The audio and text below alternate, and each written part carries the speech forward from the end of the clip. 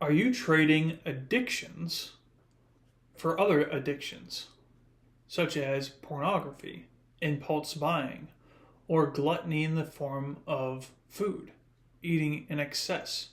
When maybe you're not hungry and you find yourself seated on the couch in front of a television or on your phone, chomping away at food in an excessive amount than you already need. You're not hungry, you don't necessarily need to eat.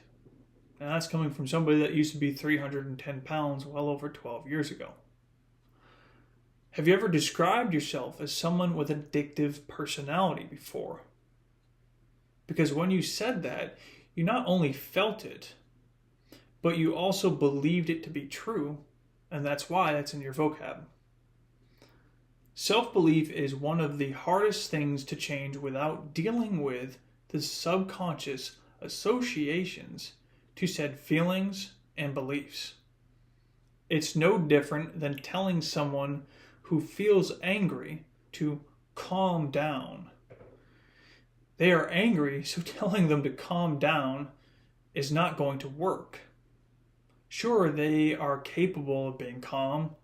They've been calm before. But right now, they're angry and they will remain angry until it's no longer necessary or needed for them in their own survival. Addictions are to aid one in self-avoidance, to disconnect or minimize how one feels. Why does one smoke after work? Why does one drink alcohol on the weekends? Usually that is the time one has to connect more deeply with themselves and how they feel, and most people don't want to face their pain, as that would require one to change. So rather than change, they find other ways to find joy or a dopamine kick.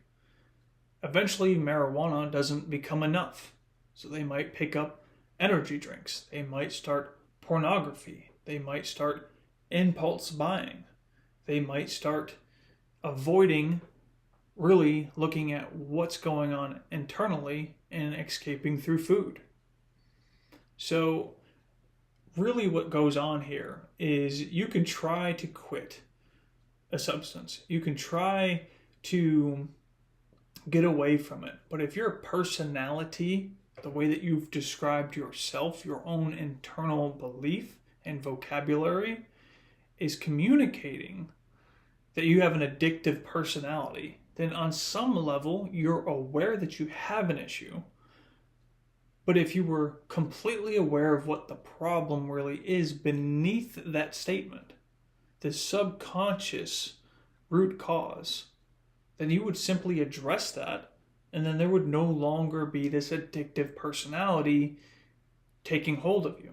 You wouldn't feel like you're trying not to do certain things in your life, but time and time again, you feel like you're out of control and that this is just how you are. It's just your personality. It's a addiction. So if this is something in general that you're struggling with, it's not something that you're consciously aware of. And sure, you have some degree that you have an issue, is the awareness of this.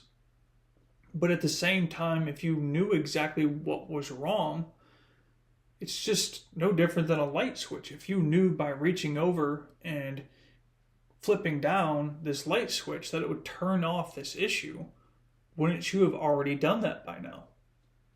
But in reality, that's why there's professionals such as myself. There's doctors, there's psychologists, there's other professionals like mechanics and other things.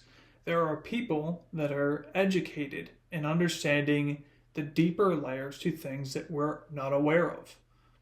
And that's where I can come in and help one pinpoint exactly what that is. And so the difficult issue is that most people are somewhat aware that they have an issue in life. They have an addiction and they have an addictive personality. But what they're not aware of is why that is. Because if they were, then they could address the why and change that and then they wouldn't have these other issues.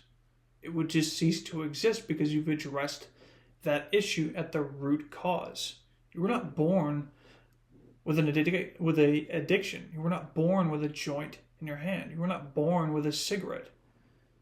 Those are things that at one point in your life seemed like the only best solution. And I'll give you an example. I know plenty of people that have smoked cigarettes before in their life, and they actually started smoking cigarettes because they kept falling asleep on their way home from work.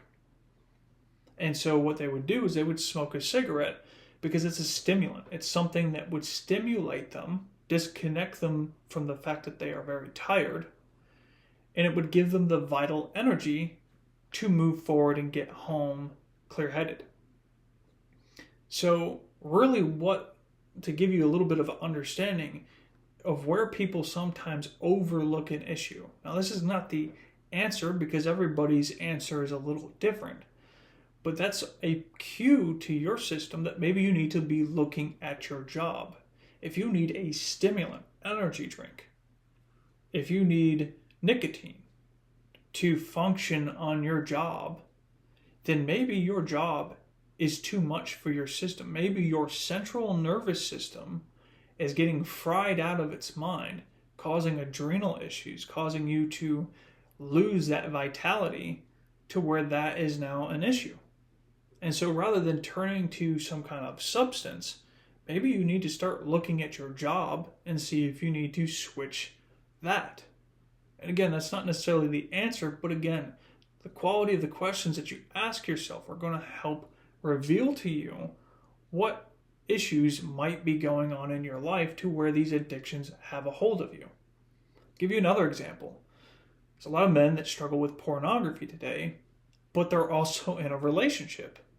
But if you start asking some questions, a lot of the times these men feel like they're not getting enough intimacy with inside of their relationship. And so they have this need and desire that they're not getting met within their partnership. And that's where conversation should happen. And sometimes breakups need to happen as well if there's a lack of compatibility in the output or frequency needed for that. But again, if you're using pornography and you're just ignoring the fact that you want more intimacy within your relationship, then that addiction, to some extent, can be resolved by simply having those conversations, by simply finding somebody maybe more like-minded or similar and compatible to your intimacy desires.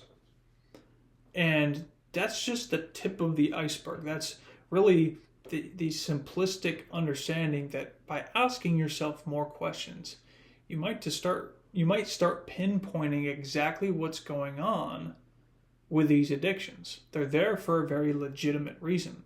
It's not that they are inherently wrong. You've just lost sight of any other possible solution, so therefore this addiction takes hold. So if this is something that you are struggling with and you would like help with it, that's what I'm here for.